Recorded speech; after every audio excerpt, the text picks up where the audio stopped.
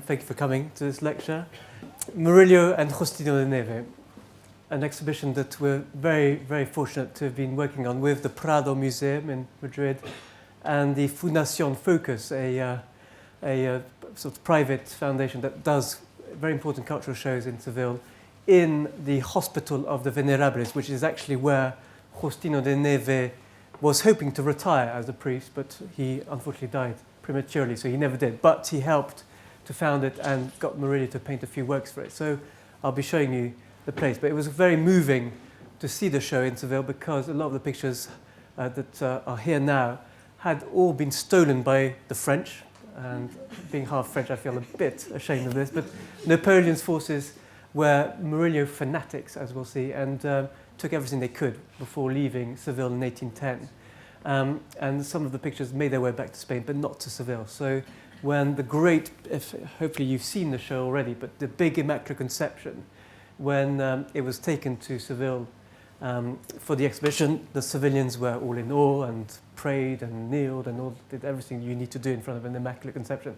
But they had to take it away in the middle of the night at 2 a.m. because they feared it would be protest and a barrage of people lying on the ground, hoping that it wouldn't leave. Amazingly, it didn't happen, and so here it is in London, in Dulwich, which is quite amazing. But let me tell you about Murillo and Justino de Neve. Murillo was very much at the height of his career as an artist. He was very much sought after by most of the religious confraternities and institutions in Seville. But never before had he actually worked with an individual, somebody who really believed in his art. And that was Justino de Neve, who was ordained a priest in 1643 and finally became a canon at the cathedral. His father was a merchant of Flemish origin. His brother was a lawyer. They were pretty wealthy, very well connected, and in a way, Justino inherits not only the sort of legal mind of his brother and his father, but also the sort of sense of negotiating and trading in a way. And I think the relationship with Murillo was not only artistic, but also putting Murillo on the map in terms of great artists at the time. So together they embarked in the 1660s on several commissions. What's very interesting is that Murillo was very much changing his style of painting at that time, and one could say that Justino was responsible for giving commissions that would allow him to really stretch his skills to first of all very large formats. And one of the pictures in the show, it measures more than 5 by 3 meters. And actually we had to do something to the front door in order to get it in. If not, it wouldn't have got in. I think that there were great challenges for Murillo in this relationship. Murillo, you can see here in the great self-portrait from the National Gallery, which we have on special loan. It shows him a bit later, around 1670, so very much at the height of his career. It's a wonderful picture because it's within its real frame. There's this fictive frame behind which he's positioned himself, and with his hand he breaks that space. He's showing off, there's no doubt about it, but on the side to his left is his palette with his brushes, and to the right a red chalk drawing. And if you look at it hard enough, you'll see that it's the right leg of some man. But Murillo did set up an academy for drawing in 1660, which was completely unheard of in Spain until then. So he prided himself not only as a great draftsman, and you can go and see drawings by him at the British Museum, but also as a great painter. And this picture was painted, according to the inscription, for his own children. In Latin it says, Bartolomeo Murillo painted this to fulfill the wishes of his children. And it's interesting that he should do such a thing. It's not to somebody like Justino, who we do know owned a self-portrait by Murillo. We don't know if this is the one. But it's the fact that he, as a man, was quite a sort of normal painter. He wasn't a twisted painter who, tried to attract attention by doing very naughty things. He was actually a father of 9 children. Sadly, 5 died. He only had 4. His wife died 20 years into his marriage. He himself was the youngest of 14 children. His parents died at the age of 11, so he was looked after his elder sister. But he trained with a local painter, Juan del Castillo, not a great painter, but he learned the art of painting. But I think it was this sort of instinctive desire to record life around him and this incredible skill at in paint, but also in colour, in light, in composition especially, which made him very much stand out from his contemporaries. And he was lucky that Velázquez had left Seville in 1623 to go to the court of Madrid and never came back. So that was main competitor out of his way. And Zurbarán was totally out of fashion by the time he reached the peak of his career, which meant that he was had no real competition and dominated the art scene in Seville from the 1660s until his death in 1682. But the man himself, Justino de Neve, this portrait, also from the National Gallery, gives us a clue to what he may have been like. I mean, he's aged 40 here, so same age as me, so I like to think he's at the height of his career. He's sitting there. We've just disturbed him. He's got his fingers still in the book, probably an index book for the larger book that's here on the table, a missal. The clock is ticking. It's 10 to 4, time for noon prayer. So you've only got 10 minutes, and then he'll he'll ring the bell for 7 to usher you out. But he's looking straight at you. You can see that he's alert. He's serious. He's appears to be very sort of meticulous in his approach. Behind, interestingly, however, is his coat of arms. So he has aspirations to some kind of lineage, which is the Neve family, which, if you were to go back to his Flemish ancestors, were known as de Neve. And then you've got this dog who sort of looks up at him in a very sort of loving manner. I presume the dog is here. I mean, I don't see many priests walking around with their dogs, but it's probably because he also had some kind of aristocratic aspirations. And indeed, he owned a collection of 160 pictures, old master paintings. They were mainly religious, but it was relatively unheard of a canon of a cathedral actually being able to afford to pay and buy pictures. But among those pictures were 18 Murillos that he commissioned for his own private appreciation. And this portrait was part of that private collection. Now, together, they embarked, as I said, on a series of commissions. And I was trying to sort of give you an idea of what happened to Murillo's style. And so I'm showing you here a painting that he made in around 1645. This is one of the big breaks for Murillo, when the Franciscans asked him to decorate their cloister with extremely large picture. This is in the Louvre now. It was, again, taken by the French. And it shows you a wonderful sort of moment when San Diego de Alcalá, unable to do the cooking, prays, and all the angels come down to do the cooking for him because he just had no clue what to do. And even little cherubins are there washing up. And it just shows Murillo's playful naivety, maybe, but also artistic imagination. He's able to bring angels down to earth and partake in our daily lives. And he's been undoubtedly looking at Velázquez and the still lives, but also Zurbarán in these kind of sort of monastic images. So he's blending two very famous artists. He has not yet come to his own. And it's a trip in 1658 to Madrid that really changes everything for Murillo, because he probably met Velázquez, and Velázquez may even have taken him round the royal collection to look at paintings by Titian, Tintoretto, Veronese, which of course are now all in the Prado. And that sort of artistic discovery completely changes Murillo's style. I'm just showing you a sort of close-up of the baptism of Christ, which is in the exhibition, which gives you an idea of what happens. Everything lightens up, not only the color scheme, but the brushwork is looser, more confident, more fluid. It's a style that we've called as art historians as the estilo vaporoso, the vaporous style, because the contours have become much more soft-edged. It's as if there was steam coming off his back. I mean, I'm exaggerating, but the idea is that everything is much more soft-edged. And here, for example, you've got this wonderful contrast, very simple visual tricks, the very tanned, hardened leathery skin of St. John the Baptist, and then this beautiful, translucent white skin of Christ, the unblemished skin of the pure body of Christ. And go into the exhibition, you'll see some wonderful details, such as the heel of the foot here, the way that white is used to highlight the edges, but then these different touches of browns and blacks bring out the volumes of that heel. You can almost hold it, and then the way this foot is into the water, and you can see it through the sort of transparent sense of water. There's a wonderful sense of enjoying all different types of surfaces. Even the trickling of the water on his hair is very sensual. So this is what happens to Murillo. And when Justino meets Murillo, this is how he's painting. And I think together they decide not only to paint great pictures, beautiful pictures, but pictures that are of a religious subject matter, but that are very accessible. Murillo, because he was interested in humanity, everybody around him, he was able to record it, transform it into something that is incredibly accessible, and thereby making quite complex religious doctrine very easy to understand visually. And this is what makes Murillo incredibly popular, is that you didn't have to be a great intellect, you didn't need to be well versed in theology to fully engage with it. And in a way, he was a perfect sort of Catholic propaganda painter.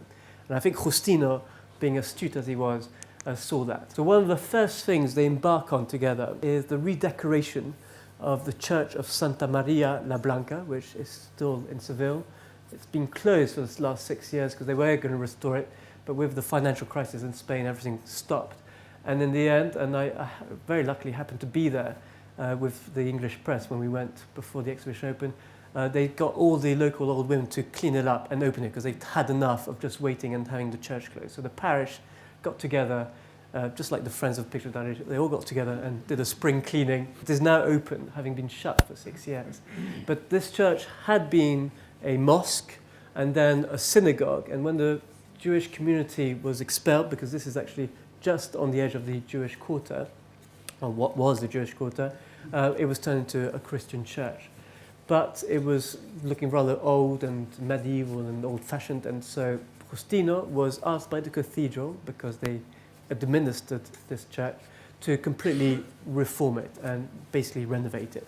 And Justino called on his contacts, his local artists, to completely transform it. And he probably also, we don't have the accounts, but almost surely paid for it. And this is what it looks like inside. And it is one of my favorite churches in Seville because it's still pretty much untouched. And even though it does need to be looked after, because the gesso work here is the plasterwork is about to fall on your head, it's still quite remarkable to see it in this kind of condition. Now you can sort of see how the synagogue would have looked originally. You've got the columns are still kept, but basically he just covers it with this sort of sugar-like decoration. So he got great plasterwork to work on this, and then Murillo was responsible to paint these very large lunettes just beneath the dome. So 2 looking at each other, opposite each other, and then 2 down the aisles, just around the back here, and I'll show you slides of that in a minute. So his pictures, which measure 5 meters by 3, were meant to hang in very high up. And you can see this is looking up into the cupola. Now these are copies, because as I said, the French took these with them in 1810. And when they were given back to Spain, they went to the Prado, not back to Seville, to the dismay of the civilians. Amazingly, when I was there, when they were doing the spring cleaning, the people who had started working in restoring this church had been tapping away and found that there was a sort of emptiness behind the plaster. And what did they find? But the old windows of the mosque, which is quite extraordinary to see. And it's a bit like Cordoba Cathedral, where you've got this amazing Baroque church right in the middle, but then you're surrounded by the original arches of the mosque. This is typical Spain. You've got, churches being built on top of pre-existing mosques and synagogues. But Murillo's picture would have basically covered this, maybe purely practically, but also symbolically, it would have covered the remnants of the mosque. Now here's the picture that we've borrowed, and this is how it normally looks with, the frame is not there, but it has a frame. What happens when the French took it, they decided to turn it into a rectangular picture by adding these additions that show the ground plan of the church of Santa Maria Maggiore in Rome. And there's a reason for this, because Justino wanted Murillo to tell the story of how the church of Santa Maria Maggiore was founded back in the 4th century AD. The story goes that the patrician, Giovanni, after a good lunch, fell asleep along with his wife and the dog, and they had a vision. And the vision was that the Virgin and Christ child appeared to them and instructed them to go to the Aquiline Hill and witness a miraculous snowfall in the middle of summer. This is the 4th of August. And indeed, not only had the snow fallen, but it marked out the ground plan of the basilica that they were going to build. And so, with his wife, he goes off, here they are, to meet the Pope, who is very like the contemporary Pope to Murillo in Murillo's time, Alexander the Fourth, I think it is. And they ask him, can we go ahead and build this church dedicated to the Virgin? And he says, of course you can, as long as you pay for it. And off they go, and they process up to the Aquiline Hill, and they see the snowfall. She appears again, just to make sure they don't get the wrong place. And they build what is now the Basilica of Santa Maria Maggiore. And Justino's ambition was to basically set up a sister church to Santa Maria Maggiore and dedicate it to the Virgin.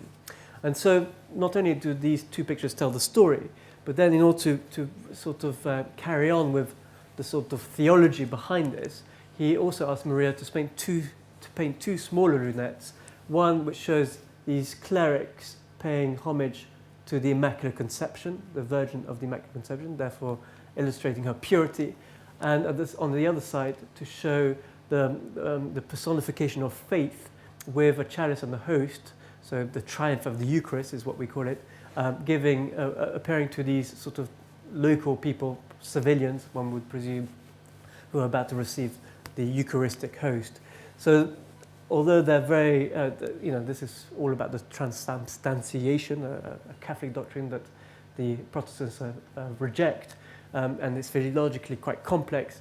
Here it's represented in a very simple manner.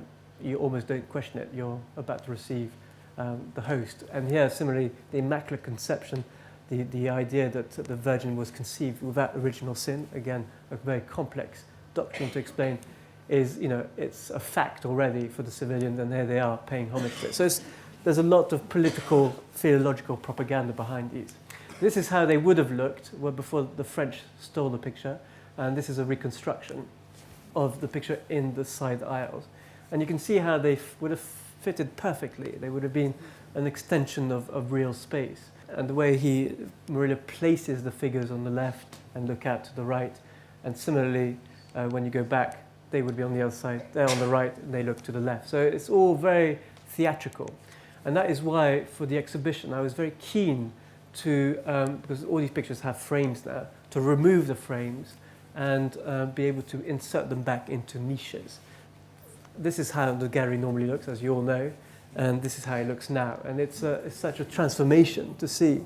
So do go and have a look afterwards. I mean, the photograph doesn't do it any justice. It's much more dramatic. The Busquet Park picture, which I'm amazing, this picture is now in Busquet Park, Lord Farrington's collection. They kindly allowed us to remove the frame.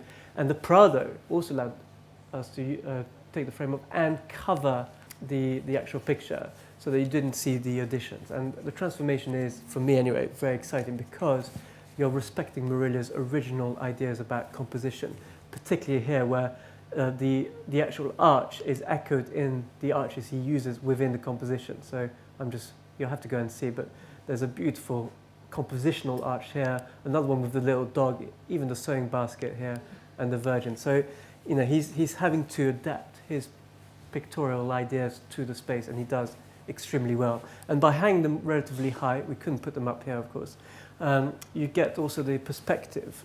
Things come much more into place.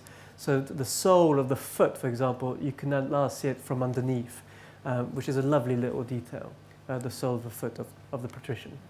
Now, when pictures were painted in the run 1664, the church officially opened in 1665 on the feast day of the St. Mary of the Snows, which I have to add, it's quite fortuitous that Justino de Neve, his name when you translate it into English is Justin of the Snow.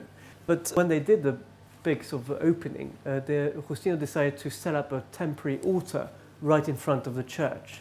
And we know this because there's a great description of this moment in the book by Torre Farfan, which is a sort of chronicle of the event. And in it, he describes how Justino lent one of his very important pictures by Murillo in his private collection of the Immaculate Conception. So that was right in the middle, and on the side was the infant St. John and the infant Christ, and then a picture borrowed from elsewhere by another artist called Herrera.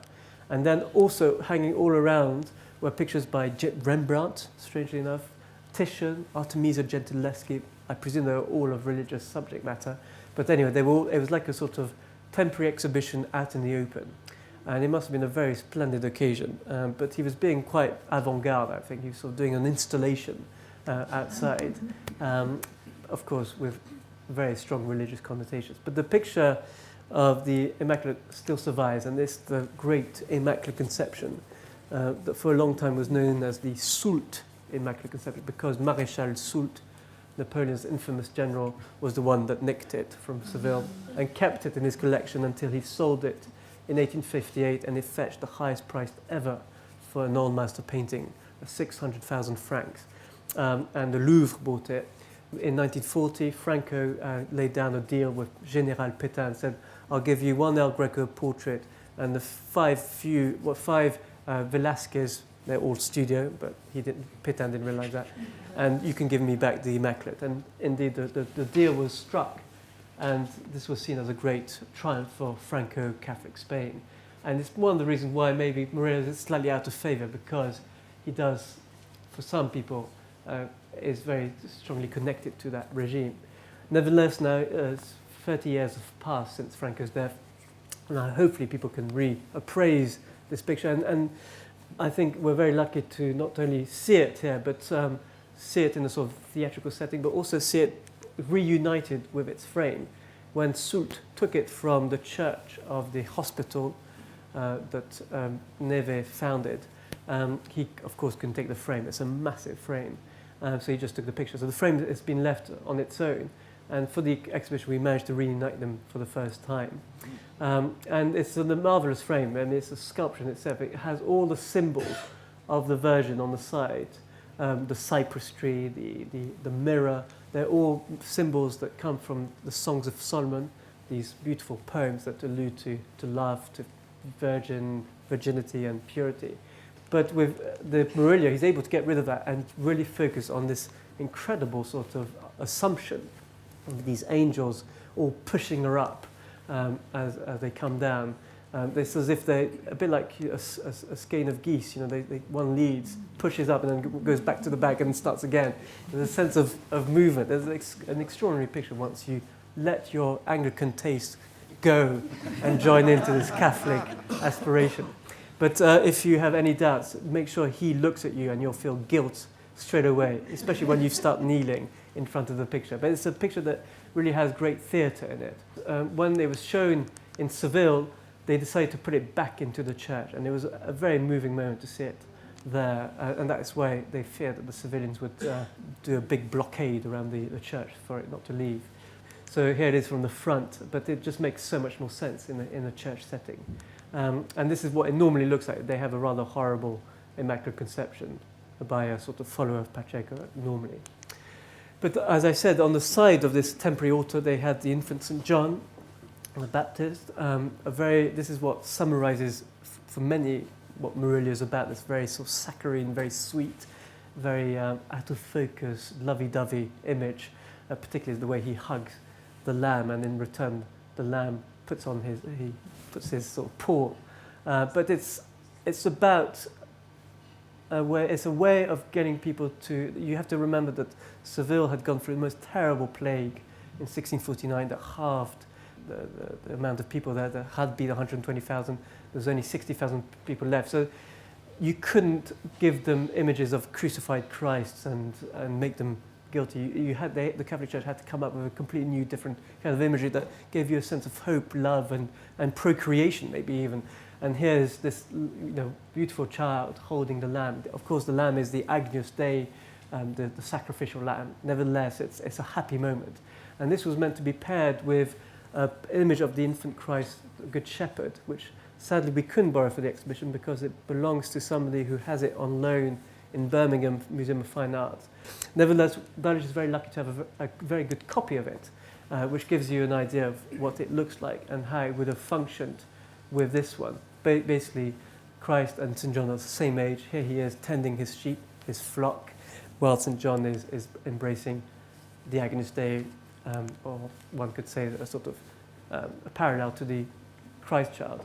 So they would have worked very well together. And these are kind of pictures that Justino was commissioning from Murillo, and they were quite completely new ideas in terms of painting religious imagery. So Justino was very much responsible. And I wonder to what extent intellectually Justino gave Murillo the idea and whether Murillo then put it into paint. We don't know, but I think this is what is coming out from this relationship. Justino also commissioned pictures for other religious sites, such as the cathedral where he worked. He was very keen to get Murillo to paint a baptism, which normally hangs right up high in the baptistry, above an earlier picture, interestingly, by Murillo of St. Anthony having a vision of the Christ child. This is the early style, and here we have the later style, so it's a very nice comparison to be made. But of course, nobody could really ever see this picture. It's dirty, as you can see here, and very high up, but being able to bring it down and clean it has really brought back a very interesting picture. And as I said, not only this wonderful contrast between skin tones in both figures, but it's a very classical composition. It's all very correct in terms of the study of the nude, the male nude. It's a very simple composition. He's standing, he's kneeling, two angels come down. And yet it's beautifully balanced. And this kind of harmony that Murillo is able to obtain in his composition is what made him so famous even today. And remember this composition because he uses it later on for his beggar boys, even though the beggar boys are scenes of people in the street and rather realistic. He will still use very beautiful classical compositions as a way of making them pose. And then for the hospital of the Venerables, this place where priests could retire, Justino was very keen to set it up. He knew that priests had dedicated their lives to helping the poor and parishes, but of course there was no sort of NHS for them, so they had to come up with this solution of funding to set up a new sort of hospital for retirement. And Justino was very much behind it and provided much of the money for it, probably because he was hoping to spend his last days there as well. Sadly, he died prematurely. But this is the cloister of this hospital, which is now this fundación, this foundation that does cultural exhibitions. It's lovely Sevillian patio, and I can even hear the pigeons chirping away and the smell of jasmine, but anyway, I'll stop there. But this is a fresco in that cloister that shows you these priests. They are being fed on nice NHS food by the best doctors around. So it's all about charity, but also giving back to the community. For this hospital, Murillo painted in the refectory a painting that shows the Virgin and Christ Child themselves appearing miraculously, handing out the lunchtime bread, fresh bread from the local bakery. And actually these breads you still eat in restaurants around Seville. It's quite amazing, things haven't really changed. And here are the clerics receiving them directly. And of course it's all about giving the bread and being fed, but also there's a strong Eucharistic connection here. I'm sure the bread, the body of Christ. This is not my favorite picture, but it's definitely a painting that illustrates what Murillo could do visually to comply with these kind of charitable ideas. And then the church that we saw earlier, this is where the Immaculate Conception was installed following Justino's death. The hospital decided to buy it. They must have had a lot of money because look at this incredible decoration that was done in the 1690s. For the church, Justino also commissioned from Murrilo this penitent St. Peter. This is its original frame, and this is a black and white photograph of the picture. The picture, like the others, were stolen by the French, and by the 1860s found itself in England and was last recorded in Lewes, Newark, near Lewes in Sussex, belonging to a certain Charles Weller. And we were desperate to find it. Nobody had ever seen it publicly. And very much at the last minute, through an amazing sort of detective, and I wish I could tell you, but the owners really want to remain private, we found the picture, and here it is, and it's in the exhibition. And it's for Murillo fanatics, such as I am, this is a great rediscovery, because it shows Murillo changing his style and adapting it so that he can show, an old man, but a penitent man with remorse because he's denied being a follower of Christ 3 times. And here he is in the wilderness with this fantastic sort of vellum book, which I doubt he's read. I think he's just used it to bash his head on. But it's the amazing sort of simplicity of composition. There he is looking up, hoping that he will be forgiven.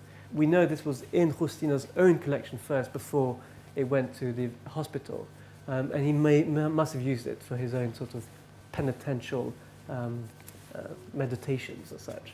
But it's a remarkable rediscovery, as you'll see. But Justino also, as I said, had his very sort of private Murillos, which only select people would get to see. It included his own portrait, a self-portrait by Murillo, the St. Peter that we saw, but it also included Dulwich's very famous flower girl. Of course, it wasn't known as the flower girl, and at that time, nor was it known as what a lot of people think as a gypsy girl or a Moorish girl or even a courtesan. She was known as an allegory of spring, so it's sort of slightly changed our whole way of thinking about her. The reason we are pretty sure that she is spring posing as a flower girl is because in 1999 a painting in the Earl of Normanton's collection came up for sale. It was bought by the National Gallery of Scotland, that showed a young man holding a basket of fruit and vegetables. And the way he poses, the way he has his turban with ears of corn or barley tucked inside and the basket of fruit, made most Murillo scholars think that it was more than just a young man, but probably an allegory of summer, and therefore most probably the picture that had been in Justino's collection. And with this picture, it was thought because they, like the young man, she's got a flower inside her turban, the way she's showing them, it was thought that maybe this is the allegory of spring. And I was cautious about this. I mean, I think this picture is many more things than just an allegory of spring. But part of my caution was the fact that the roses actually flower sometimes a bit later, early summer, rather than spring. But in Spain, they like to think they come earlier than they do here in England, so we can take that into account. There's also a bit of orange flower here, and the orange flower it flowers twice, once in October and once in early May.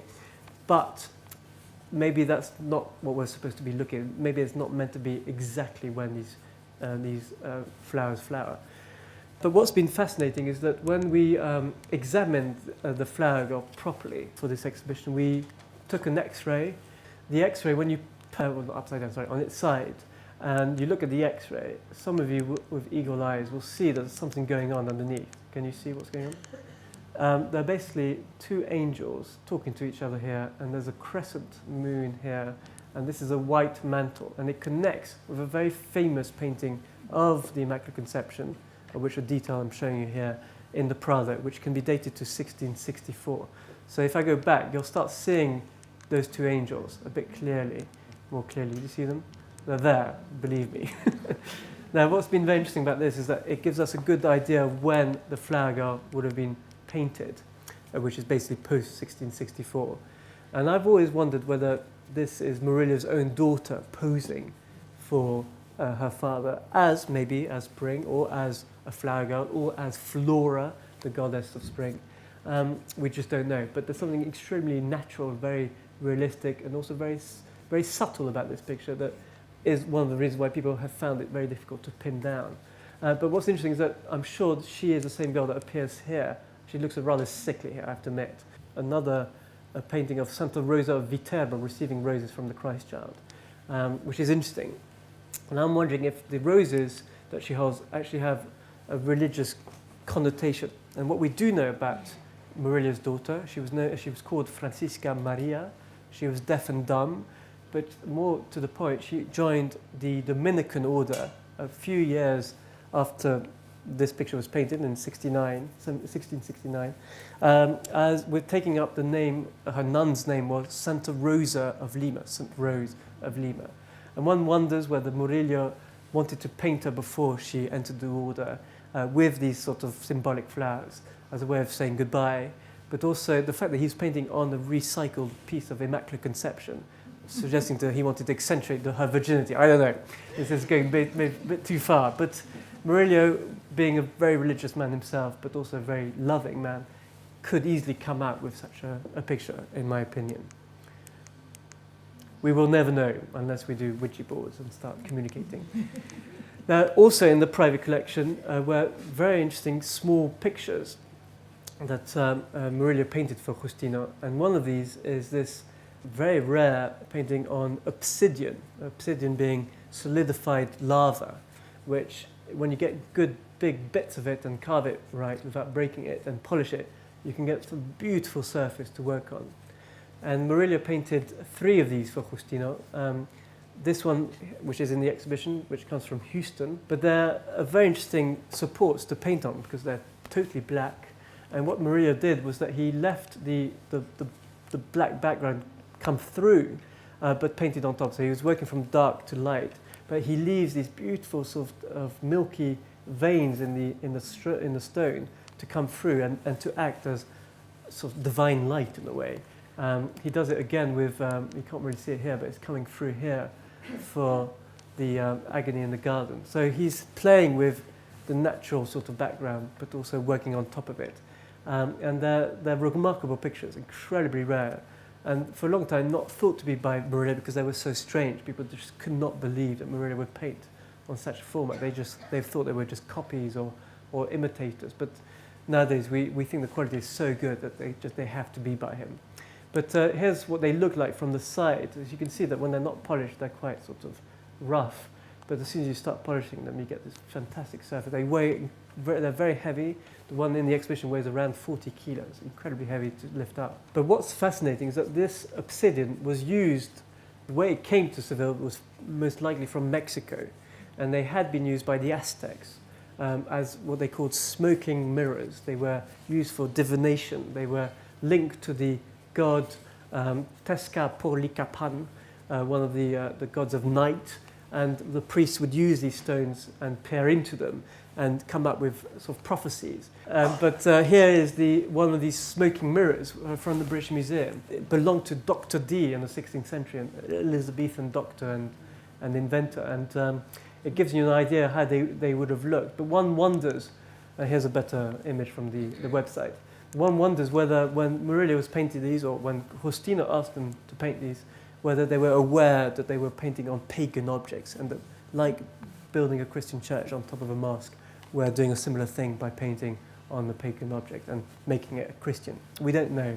But what's marvelous, I think, is the fact that you're looking, these were used for private devotion, you're looking, intensely into in this case, the agony in the garden, and like the priest in Aztec times, they would have peered in to the stone for prophecy.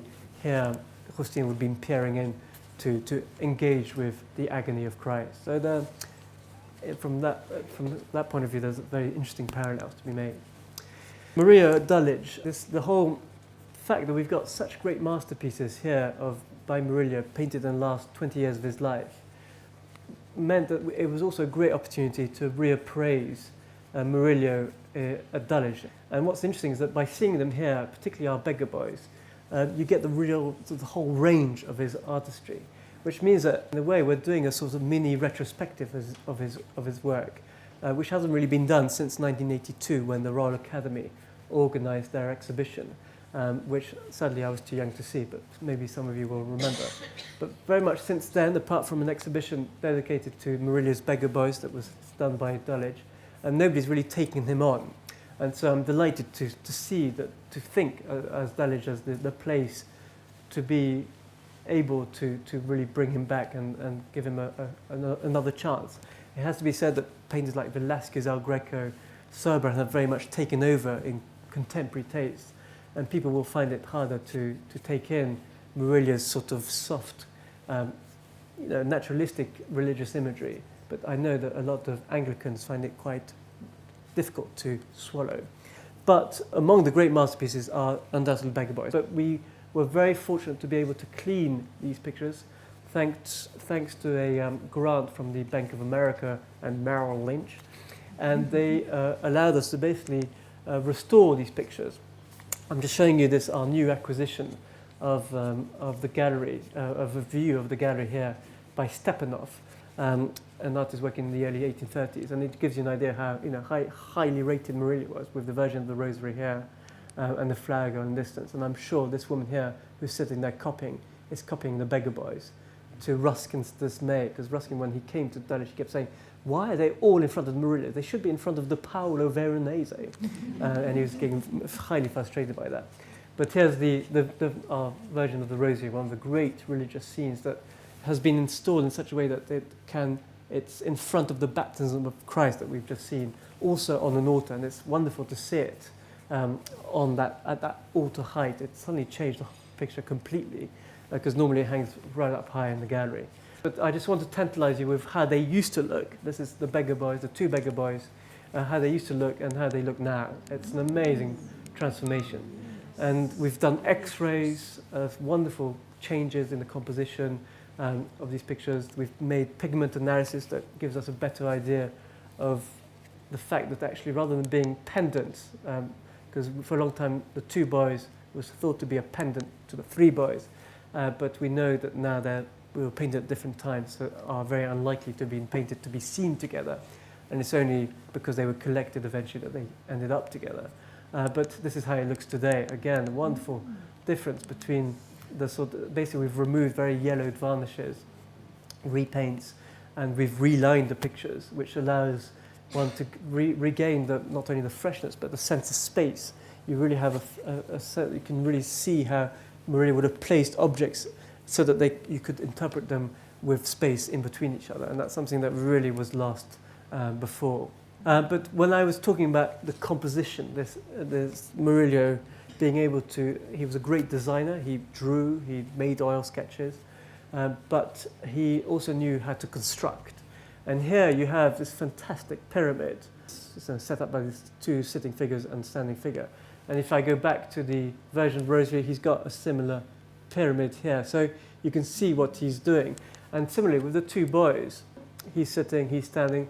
It's not unlike the baptism of Christ, where you've got the standing figure of St. John and the kneeling figure of the Christ, where he's playing with this duality. It could be boring composition, just two figures, and yet he's able to create fantastic space, fantastic relation between the two. So what I'm hoping this show will do is really re-engage the British public with Murillo's incredible skill as a painter, as a colorist, as a designer of composition, but also as a great